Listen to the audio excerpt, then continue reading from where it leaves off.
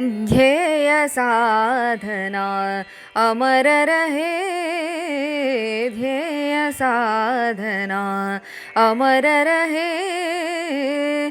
जीवन पुष्प चढ़ा चरणों पर, मांगे मातृभूमि से यह वर।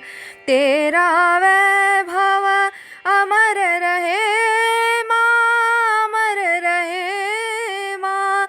हम दिन चार रहे न रहे, ध्येय साधना अमर रहे, ध्येय साधना अमर रहे।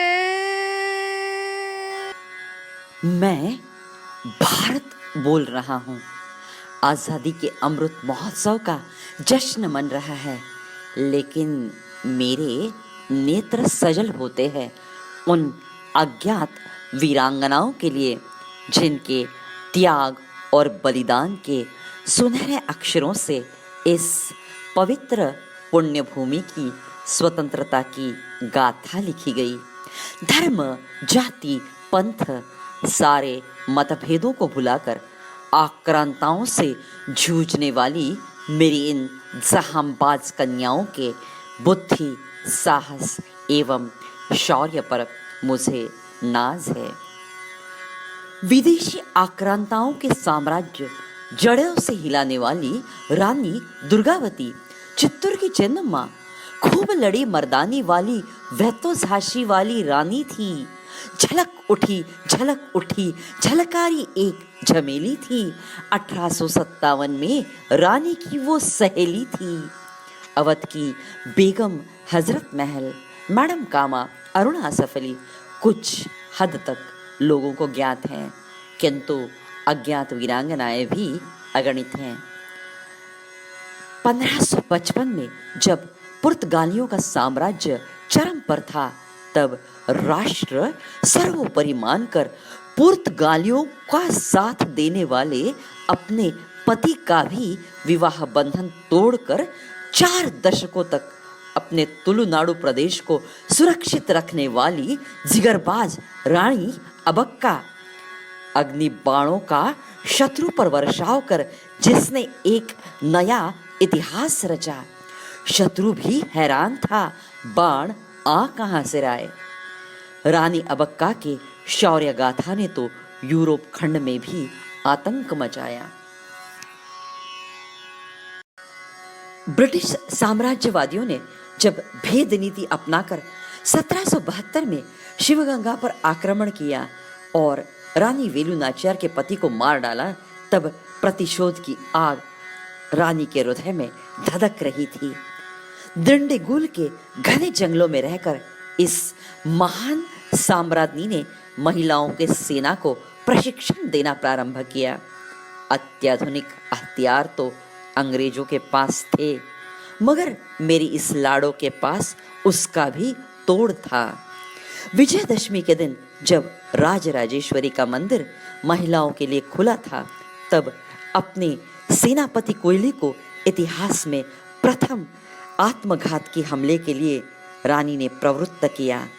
कोयले ने अपने आप पर घी उंडेल कर स्वयं को प्रज्वलित कर अंग्रेजों का बारूद भंडार ध्वस्त कर दिया। अंग्रेजों को पराजित कर 1 दशक तक शिवगंगा पर सुखे नैव राज्य किया।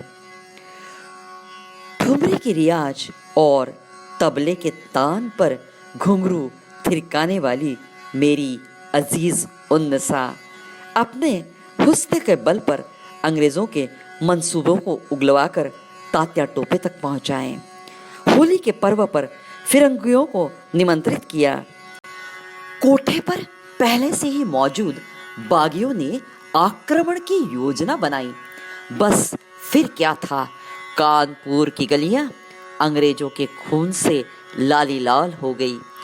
400 कलाकार भगिनियों की मस्तानी टोली को युद्ध प्रशिक्षण देने वाली मेरी अजीजन ने तो गोरों की नींद हराम कर दी।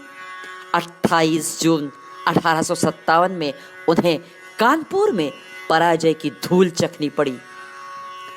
लखनऊ समीप उजरियाव गांव की मेरी उदा देवी, जिसे बेगम हजरत महल ने महिला टुकड़ी का प्रमुख पद ससम्मान बहाल किया था।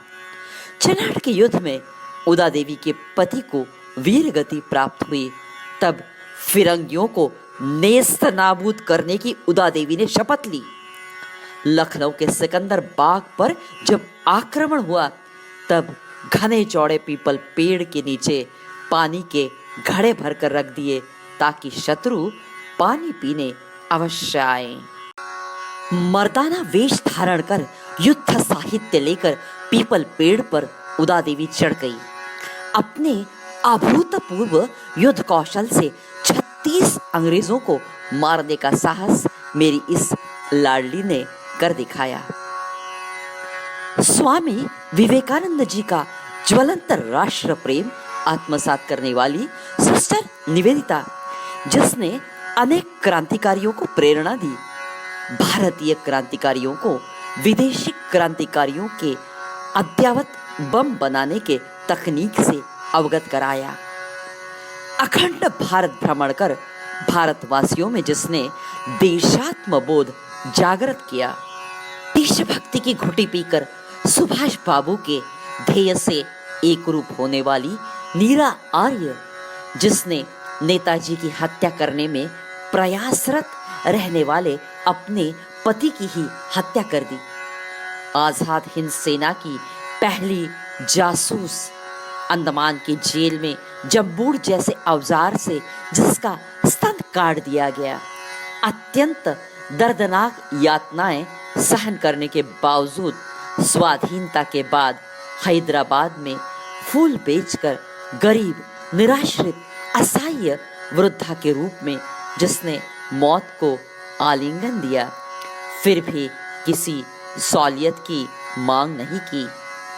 नारी शक्ति को प्रज्वलित कर कर रूढ़ी मुक्त सशक्त भारत का सपना देखने वाली वंदनीय मौसी केलकर, घर की दहलीज उल्लंघन कर बाहर जाना जब असंभव था, तब महिलाओं को एकत्रित कर प्रभात फेरी का आयोजन यशस्वी कर दिखाने वाली, अपने 4 महीने के मनोहर को घर पर छोड़कर गांधी जी का भाषण सुनने जाने के पश्चात तिलक फंड के लिए जिसने गले की मटर माला डालकर कृतकृत्यता अनुभव की, रामायण की अमृतधारा बरसाकर संस्कार संपन्न भारत का सपना देखने वाली युग मनीषी, पति के कंधे से कंधा मिलाकर स्वाधीनता संग्राम में हिस्सा लेने वाली महाराष्ट्र की काशीबाई हड़वर, पुलिस कर्मियों द्वारा पकड़े जाने पर जघन्य अत्याचार सहन किए, यहाँ तक कि इसके गुप्तांगों में मिर्च पाउडर तक डाल दी गई, लेकिन उसने अपने सहकर्मियों के नाम नहीं बताया। लीला पाटिल 5 महीने की गर्भवती होने पर भी जिस पर बेरहमी से लाठी हल्ला किया गया, आखिरकार गर्भपात हुआ, लेकिन इस जहांबाज देशभक्त ने अपने सहकारियों के नाम नहीं बताए। अमृत महोत्सव के इस अवसर पर ये सारी कुर्बानियां भारतवासियों के दिलो दिमाग में बसी रहे, यही मेरी तमन्ना है। आशा करता हूँ मेरे इस स्वप्न को भारतवासी साकार करेंगे। जय हिंद, जय भारत।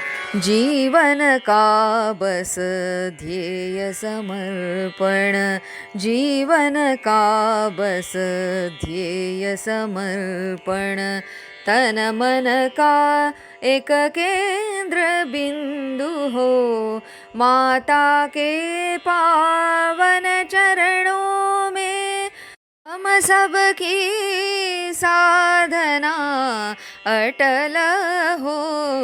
जीवन का बस ध्येय समर्पण, माँ तुमसे बस एक प्रार्थना, व्यर्थ न जाए दिव्य साधना, स्वेद नहीं यह रक्त बहा कर की है हमने तेरी अर्चना, याचक है हम तेरे ही बस, आज हमें यहाँ आशीर्वचन दो। जीवन का बस ध्येय समर्पण, तन मन का एक केंद्र बिंदु हो, माता के पावन चरणों में हम सबकी